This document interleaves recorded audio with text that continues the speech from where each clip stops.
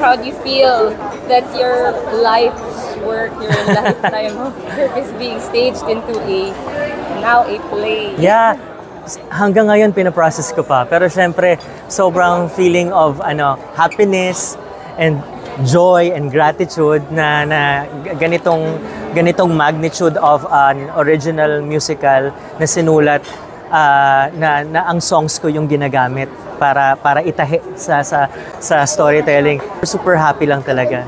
And yun talaga, gratitude is the only word na masasabi ko ngayon, and it's not even enough. Initially, nasa isip ko yan, okay, may mga non-negotiables ako. These songs should be included sa musical. Itong mga songs na to, dapat. Pero kasi hinayaan ko muna sila to like fit in yung mga songs base sa story. Ayokong kumbaga parang ma-hinder yung creativity nila because meron kagad akong mga non-nego. So, hinayaan ko silang buuin, si Direk Dali sa storya, and then, nung nakita ko, yung the songs na sana nasa isip ko na it should be there, nandun naman lahat. So, na-incorporate lahat ng mga songs that I want to be, that I want to see sa storya, and so, sobra akong happy.